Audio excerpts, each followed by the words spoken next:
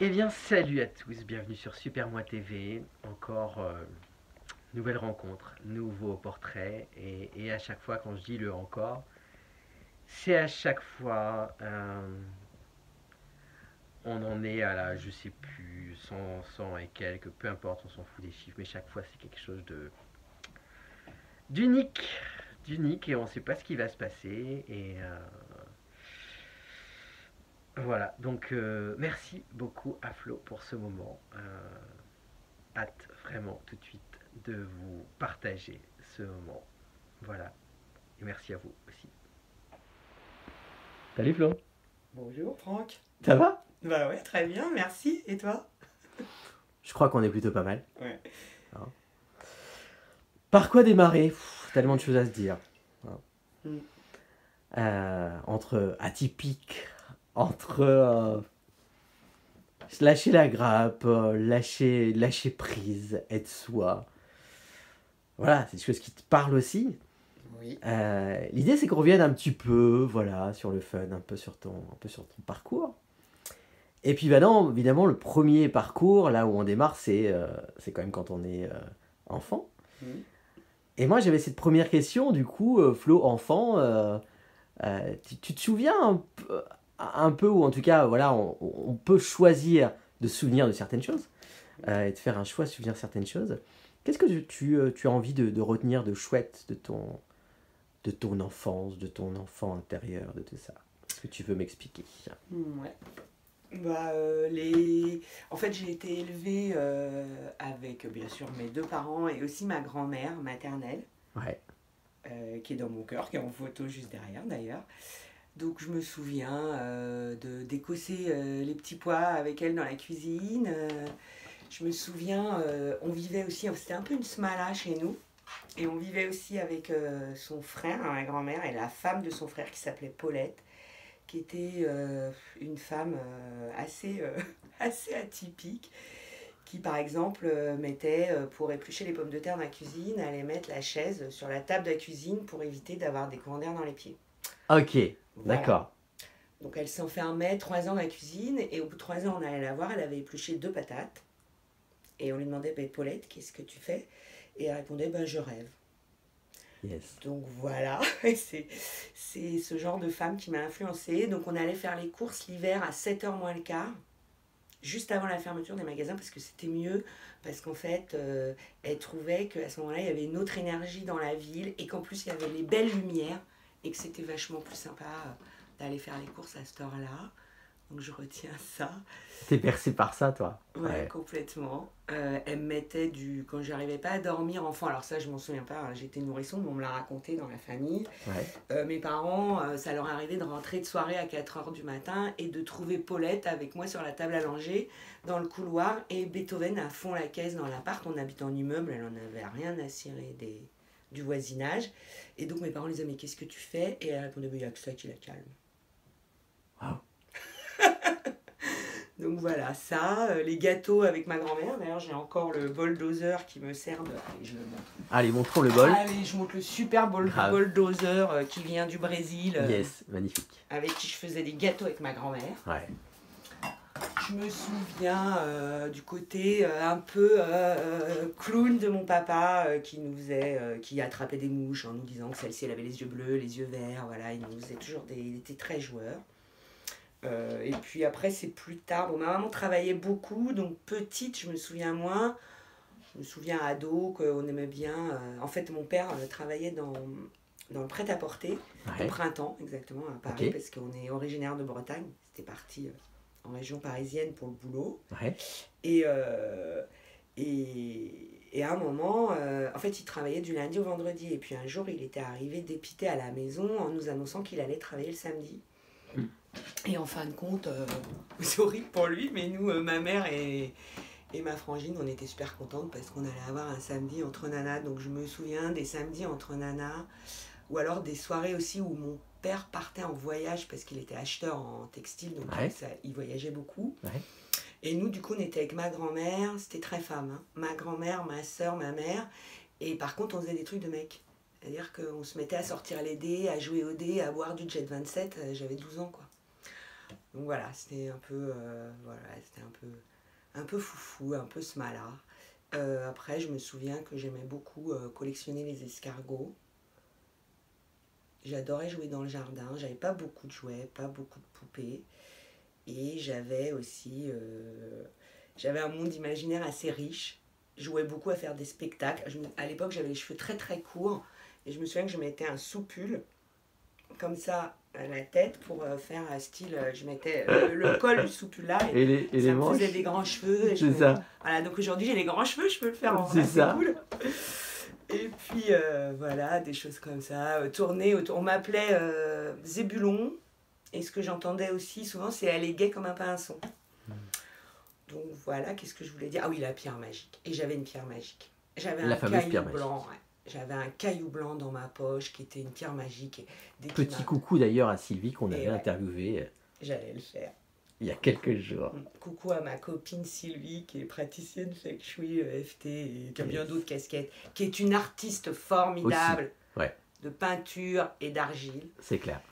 Et donc, et de papier mâché, c'est une artiste de toute façon. Et elle aussi, Exactement. elle avait un petit caillou magique. Ça nous a amusé de savoir qu'on avait le même petit gris-gris. Bon, le mien était blanc, le sien, je crois que c'était un petit caillou gris. Ouais, je crois que c'était ça. Ouais, voilà. Comment vas-tu finalement avec tout ça? Est-ce qu'à un moment donné, t'as grandi un peu ou t'as gardé le même cœur, mais en tout cas, t'as essayé de grandir, de faire un peu comme tout le monde. T'as essayé de te dire, allez, j'essaie de rentrer dans les normes? Non, pas du tout. Non? Bien sûr que non. Bah oui. Bah Ok. non, puis j'étais pas à l'école des sœurs non plus. Ouais, ok. Donc à un moment donné, il y a eu ce truc de... Hyper adaptabilité. Ouais, Bah oui, on peut pas être un feu follet tout le temps, quoi.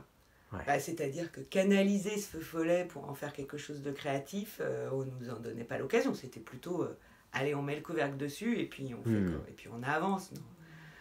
Bon, ça va, j'avais la chance d'avoir la grand-mère et la belle-sœur de la grand-mère un peu folle pour alléger tout ça, quoi. ouais. C'est vrai que l'éducation judéo-chrétienne de l'école des sœurs, j'ai flippé pendant des années du purgatoire. Tu m'étonnes. C'est un bouquin qui m'a fait du bien par rapport à ça, quoi. C'était quoi ce bouquin? Conversation avec Dieu. Ok, d'accord. Oser, je crois comprendre que ça te parle, et à la fois, il y a oser ce que toi tu as envie, et ce qu'on accepte de ce mot de oser jusqu'où, hein, on disait juste avant l'interview, oser être soi, oser être vraiment, si je suis vraiment moi, c'est tout ce qu'on dit. Jusqu'où en fait ça va pour toi le oser en fait? Comment ça te parle toi le oser? Pour moi, oser, il y a deux aspects. En fait, il y a l'aspect oser faire des choses concrètes. C'est-à-dire là-dessus, j'ai vachement osé. C'est-à-dire changer de boulot, monter une entreprise, rebondir, en remonter une autre. J'en ai monté 4 quand même des entreprises. Donc voilà, dans divers domaines, parce que je suis un peu une touche à tout, je suis très curieuse de beaucoup de choses. Donc effectivement, j'avais du mal aussi à canaliser ce que j'étais vraiment, donc j'allais dans plein de trucs. Ouais. Et là, j'osais. Ouais. J'ai monté un atelier photo, je me suis plantée, je me suis pas vraiment plantée, il y a eu l'arrivée du numérique. Voilà, après je suis venue en Bretagne, j'ai remonté une boutique de déco, enfin voilà, j'ai fait plein de choses. Ça me pose pas vraiment de problème d'oser aller de l'avant dans la matière. Maintenant, oser être soi, c'est un autre délire. Et là, ça a été un processus beaucoup plus long. Aujourd'hui, c'est bon, j'y arrive, je pose mes pas. Et puis, mais c'est un processus différent qui est beaucoup plus intérieur et qui prend plus de temps. Ok. Pour nos générations, en tous les cas. Ouais. Tu parles de tes expériences, du coup, enfin de tes expérimentations, des créations, etc., etc. Comment tu vis ça, alors bien sûr, tu as évolué, tu as bougé par rapport à tout ça, mais ce truc de se casser la gueule, de remonter, d'être dans le non-succès, en tout cas tel que la société nous le montre. Comment tu vois vraiment toi les choses là-dessus, quoi? Alors... Parce qu'on aimerait bien de temps en temps que ça soit plus simple, Oui, plus facile, tout plus fluide. fun, plus Bah fluide. après, T'as bossé un peu là-dessus, j'imagine. Alors après, ça va peut-être faire un petit peu la phrase bateau, Mais en tout cas, par expérience, j'ai pu le constater moi-même. On apprend quand même beaucoup plus de ses échecs que de ses réussites. C'est comme on va avoir plus tendance à se mettre en action ou à avoir une démarche de développement personnel quand on va mal. En général, quand tout va bien, bon, bah, on est dans le plaisir, on est dans la joie, on se pose pas trop de questions, quoi. Donc c'est quand on se casse la gueule qu'on va se remettre en question, qu'on va se demander qu'est-ce qui a fait que ou pourquoi. Et là, ça permet une introspection différente. Après, jusqu'aux neurosciences, j'aurais eu tendance à avoir ce discours aussi de dire il n'y a pas d'échec, il n'y a que des expériences. Alors, aujourd'hui, depuis que je suis passée vraiment par les neurosciences et que j'ai appris le fonctionnement du cerveau, etc. Enfin, j'ai appris le fonctionnement du cerveau vite fait, hein, je suis pas non plus...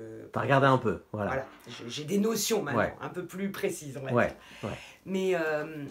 Mais je trouve que c'est important d'envoyer, en tout cas c'est ce que j'ai appris, là c'était un échec.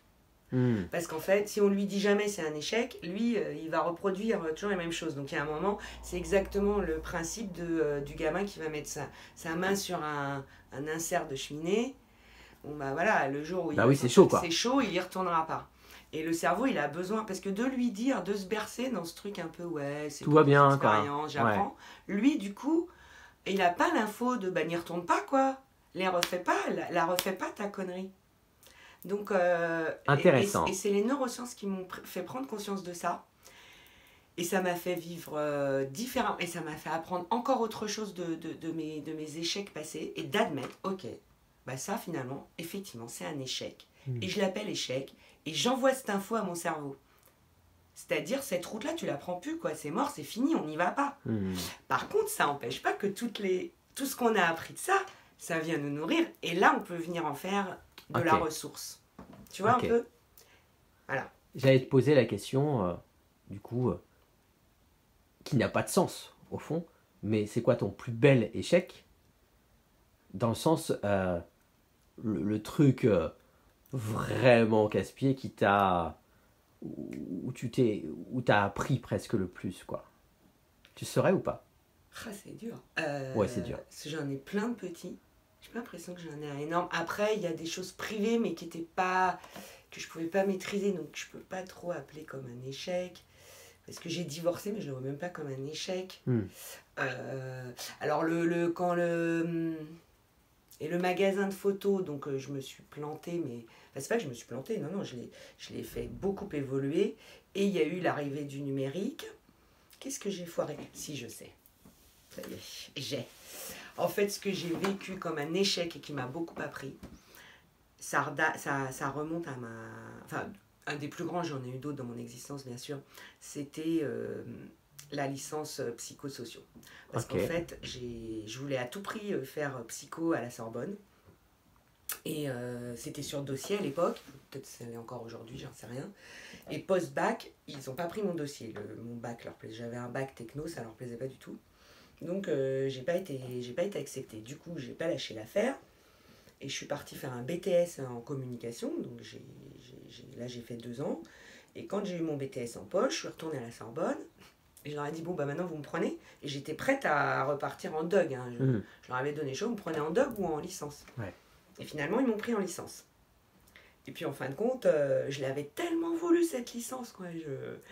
Je voulais tellement cette inscription à la Sorbonne. Et je me retrouve à la Sorbonne, donc, en psychosociaux, option sémiologie, parce que j'adore les mots. J'adore l'étymologie, j'aime bien, enfin, j'adore essayer de comprendre les concepts à travers les mots. Et puis je n'ai pas fini cette licence. J'ai lâché avant la fin. Tu avais pris ce que tu avais à apprendre peut-être. Ouais, mais n'empêche que ça a fait qu'à 40 ans, j'ai eu besoin de prendre ma revanche. Et donc j'ai appris ça. Et à 40 ans, je me suis réinscrite à l'UBS de Vannes et je suis allée repasser une licence. T'as repris ton bout, quoi. Ouais.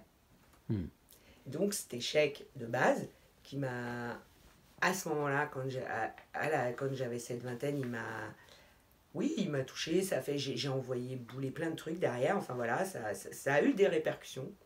Et c'est comme si à 40 ans, je venais réparer ça, quoi. Yes. Donc, bel échec. Ouais, bel échec. On va dire ça. Les neurosciences t'en parlent un peu, là, du coup. Quand est-ce que t'es tombé dedans encore un peu plus? Qu'est-ce qui s'est passé? Alors, quand est-ce? Bah, parce que je suis dans une démarche de développement personnel depuis quand même 30 ans. Ouais, 30 ans. Et du coup, forcément, quand on s'intéresse à toutes les techniques de développement personnel, on tombe à un moment ou à un autre sur le sujet de neurosciences. Je trouvais ça intéressant, cette approche un peu globale, parce que neurosciences, si on le prend au singulier, c'est l'étude du système neuro et sciences-études du système nerveux général, voire de l'organisme. Au pluriel, ça va venir ramener les neurosciences cognitives, ça englobe énormément de choses. Je ne veux pas vous perdre sur le côté neurosciences.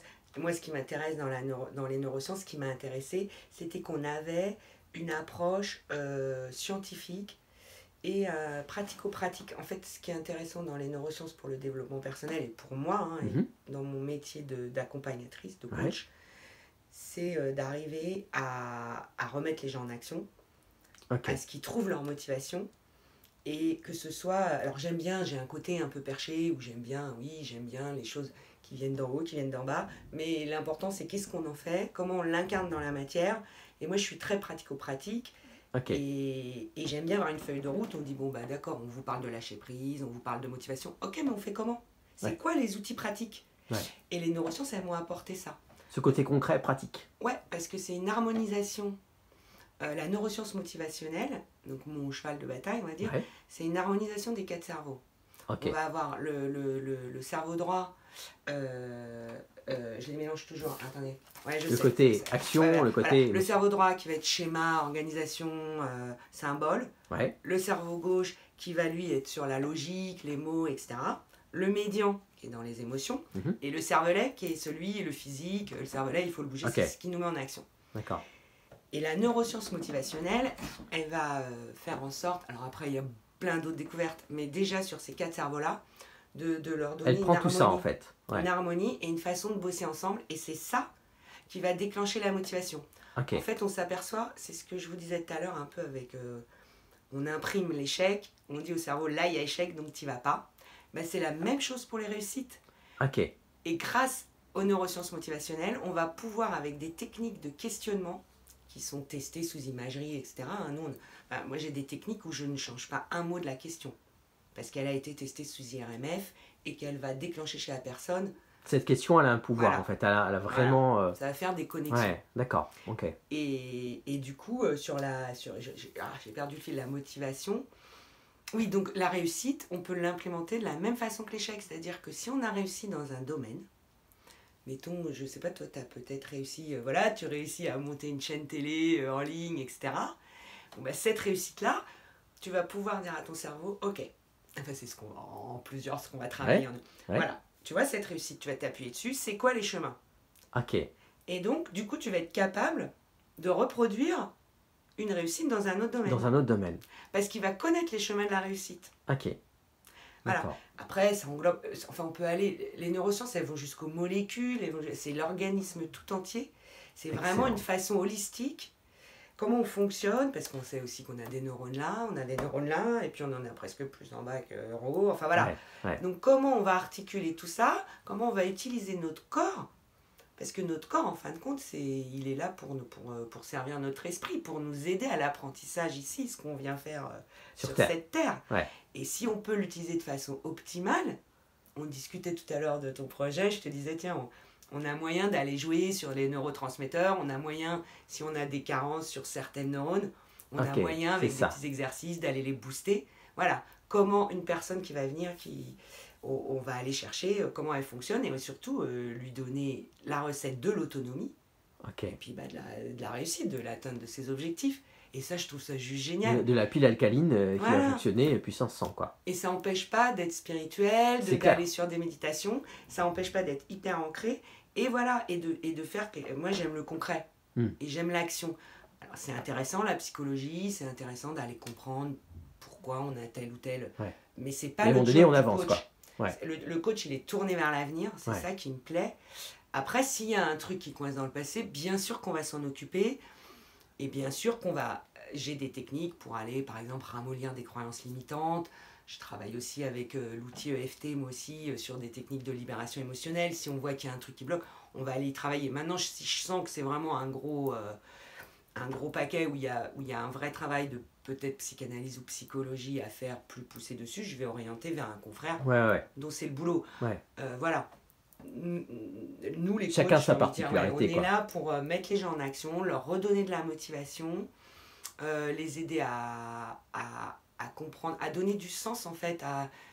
Moi, je travaille beaucoup avec les valeurs, retourner à ces valeurs. En fait, mon slogan, c'est de l'essentiel au potentiel. Ok. Donc, je crois qu'il a tout dit. On va aller chercher l'essentiel de la personne, ses ressources, ses valeurs, ce qui fait sens pour elle, ce qui lui parle, et voir comment on peut articuler ça dans sa vie, et puis qu'elle crève pas la dalle. Enfin voilà, parce qu'on a une réalité aussi, on vit tous ensemble, on est dans une société, on a besoin de se loger, de manger. Ouais, concret quoi. Concret. Ouais. On peut être piou-piou, mais concret aussi. Voilà. J'ai une question qui me venait, en tout cas qu'on avait préparée, qu'on avait regardée ensemble, sur cette histoire du collectif et de l'individuel. Alors on peut être les deux finalement à la fois. Et comment ça te parle toi? Est-ce que tu te sens plutôt des moments collectifs, des moments individuels? Est-ce que tu te sens... comment tu te sens avec ça? Par rapport à quoi? Par rapport au... Dans ta vie, finalement, dans ton approche, dans ce que tu es. Collectif. Toi dans le collectif finalement. Une série d'individuels quoi, dans le collectif, quoi. C'est un peu ça. Dans le boulot, si je prenais la question axe boulot, j'étais partie... quand tu m'as envoyé les questions hier soir, quand j'ai lu cette question, j'étais partie axe boulot. Coach, bah oui, je fais du coaching individuel et je fais aussi du coaching d'équipe.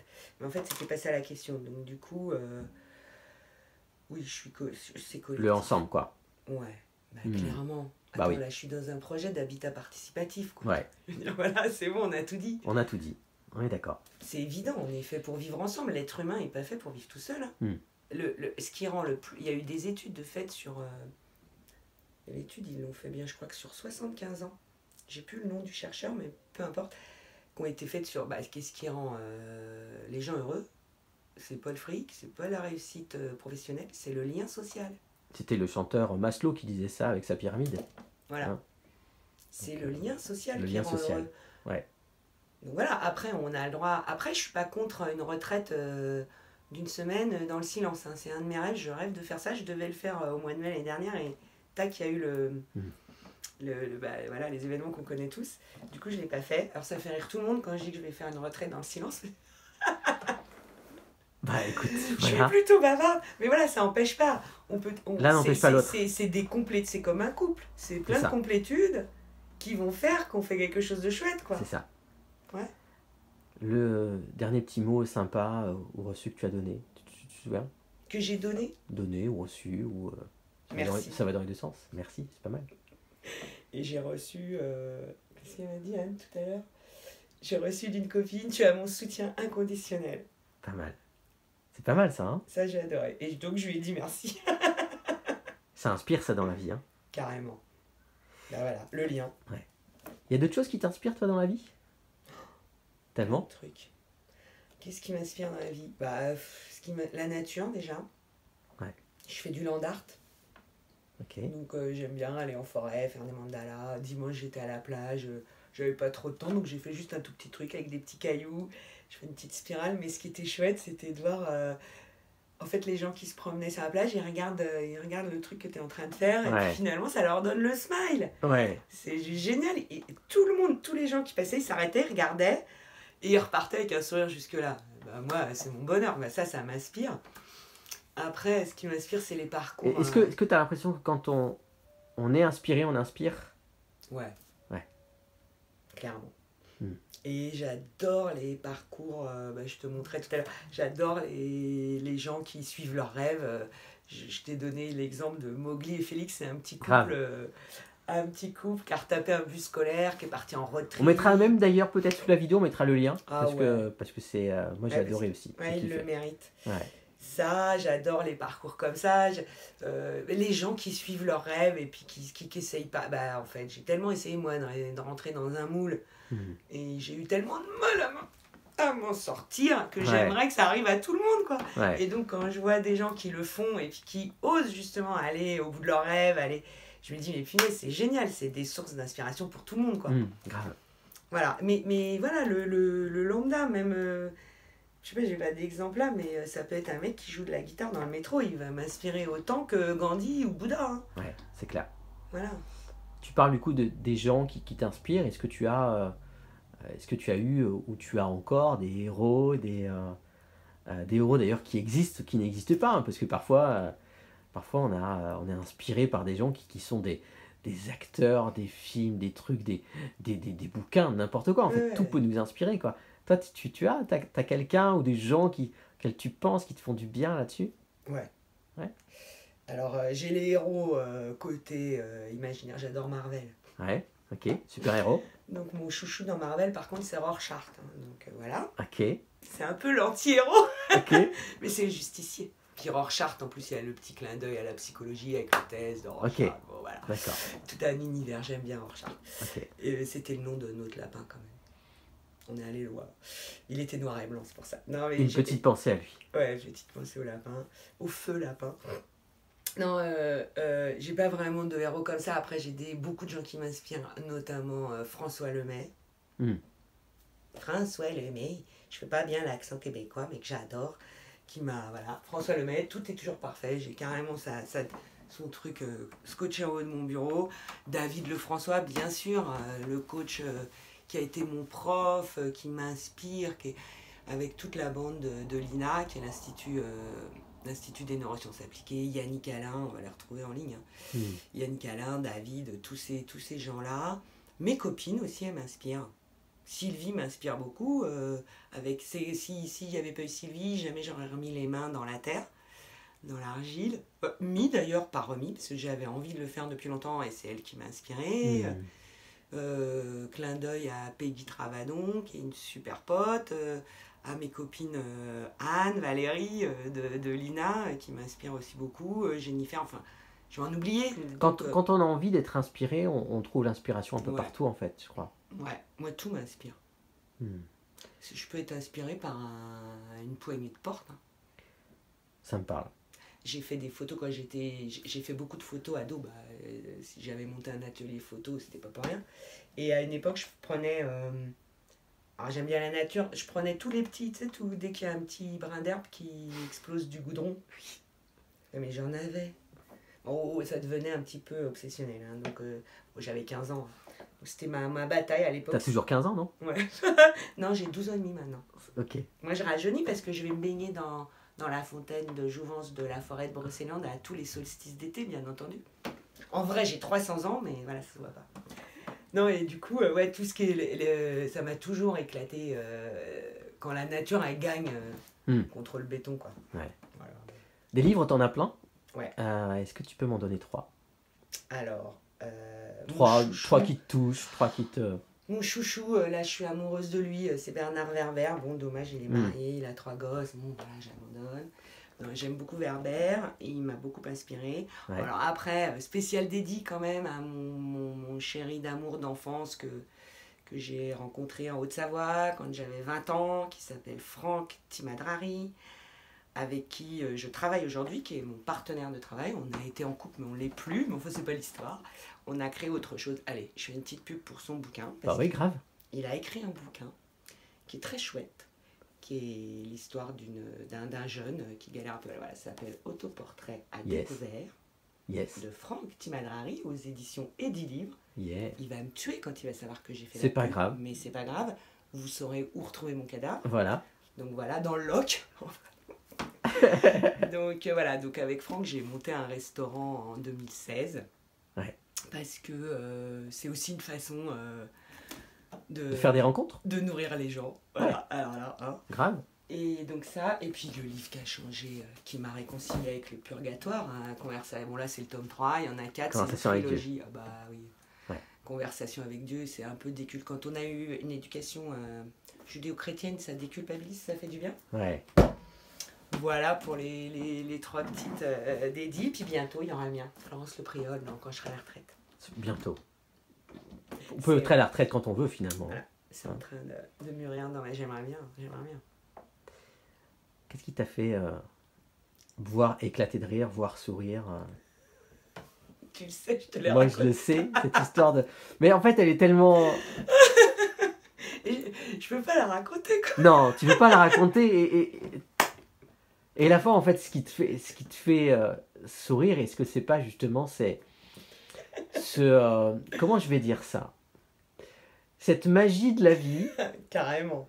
qui fait que c'est tellement évident et à la fois garder cette joie de ce qui est évident, en fait. Ouais. Est-ce que c'est un peu ça? Ouais, c'est ça. Ouais. Mais il m'a tenu la soirée, le fou rire dimanche, quand même. On peut pas dire là, mais... Non, je vais pas le dire là, c'est un peu perchouille, mais c'est 3 heures de fou rire, quand même. Ouais. On a ri, mais En tout cas, des choses simples, en fait. Ouais. Tout bête. On parlait de cuisine. Ouais. Bah, aussi de se nourrir, de s'amener de l'amour, finalement. T'es plutôt sucré ou salé, toi? Les deux mélangés. Les deux mélangés? J'adore le sucré salé. C'est quoi ton plat préféré? Faritas, mezze, du moment qu'il y a plein de couleurs et qu'il y a plein de variétés. Je D'accord. kiffe. Bon, je devrais dire pizza hein, pour prêcher pour la paroisse. On peut aimer la pizza et puis on peut aimer d'autres choses. J'aime la pizza, j'adore. En même temps, je m'en lasse pas de la pizza. Parce qu'il faut qu'il y ait des couleurs. Il y a des jolies couleurs dans la variété. pizza. Je peux pas te manger un gros plat de pâtes. Si, j'aime ça, mais il va me falloir autre chose. Ouais, des couleurs. Allez, des couleurs du beau de l'harmonie, quoi. Ouais. Et des légumes, plein de légumes. Ok, du vrai, du vivant. Ouais. T'as fait plein de choses dans ta vie. C'est quoi pour toi si tu regardes les dernières années, c'est quoi pour toi une vie réussie et tu vas encore avoir plein d'années pour la réussir. Mais c'est quoi une vie réussie pour toi? De réussir à faire ce qu'on aime et de jamais lâcher ses rêves. Et en particulier en ce moment. Parce que s'il y a une chose qu'on ne peut pas nous voler, c'est ce qui se passe dans notre tête. Ouais.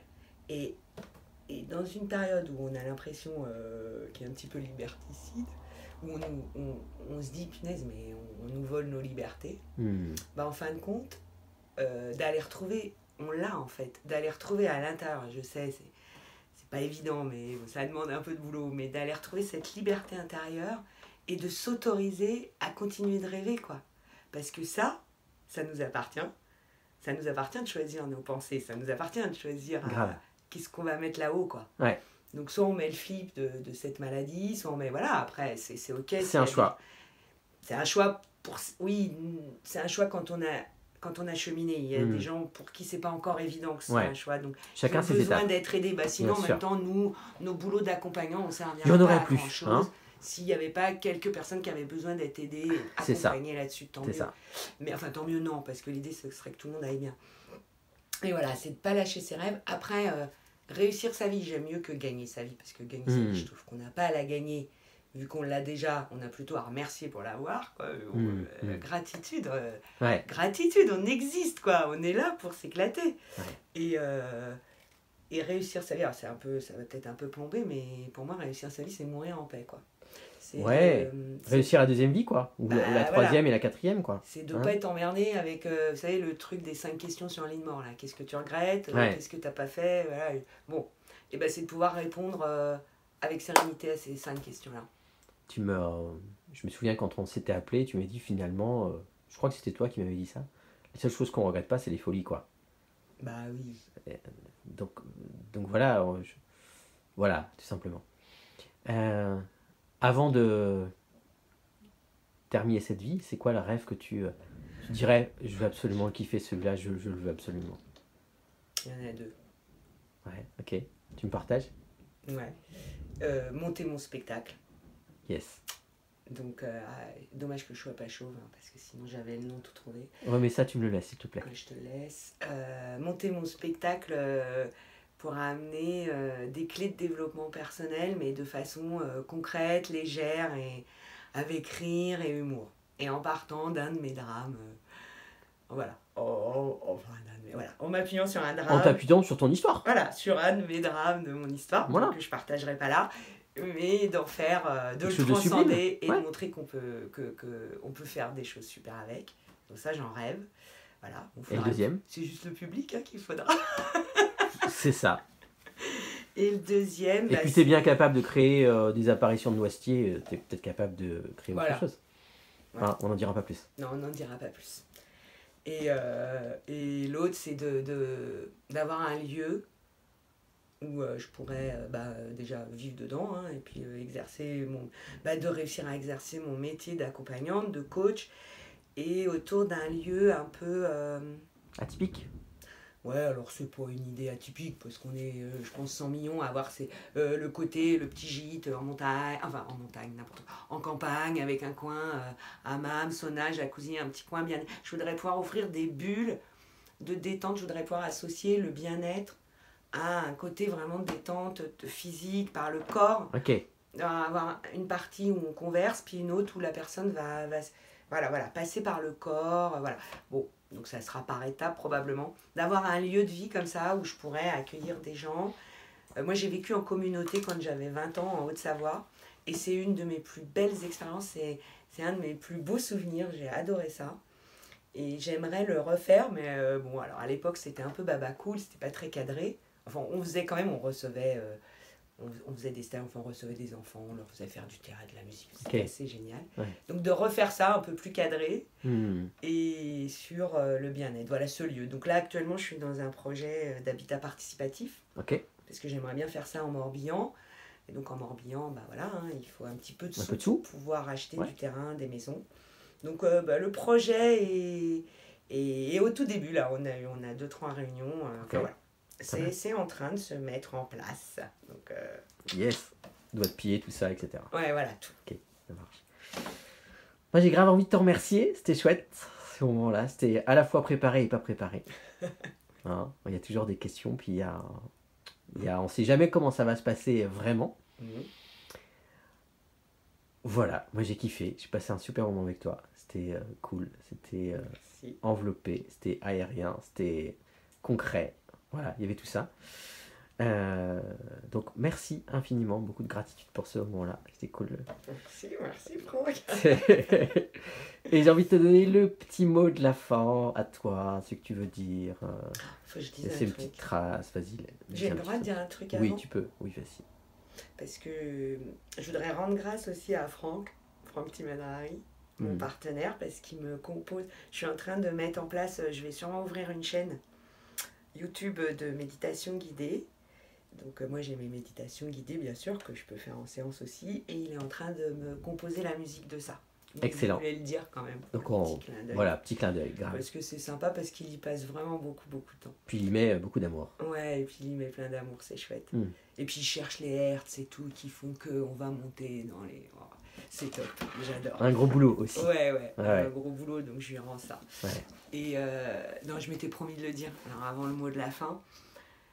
Et donc tu me demandes le mot de la fin, c'est ça? Ouais. Bon, gratitude déjà, merci Franck. Et puis, j'avais noté, j'ai le droit de lire un truc? Ouais, vas-y. J'avais noté un truc. On peut tout se permettre ici. En fait, je la connais, mais comme ça, je vais être sûre de pas... Ouais. Les mots, c'est important, t'aimes bien. Ouais. Alors, gratitude et joie aussi, parce que j'ai décidé, depuis peu, non pas depuis peu, j'ai décidé depuis longtemps, mais c'est monté en conscience depuis peu, et c'est mon vœu d'incarner la joie. Voilà, donc joie. Et ouais, je voulais finir sur Victor Hugo. Yes, bonne idée. Qui dit ça, et que j'adore. Qui dit, et puis il y a ceux que l'on croise, que l'on connaît à peine, qui vous disent un mot, une phrase, qui vous accorde 1 minute, 1 demi-heure, et qui change le cours de votre existence. Ah, ça me donne envie de pleurer. Merci Flo.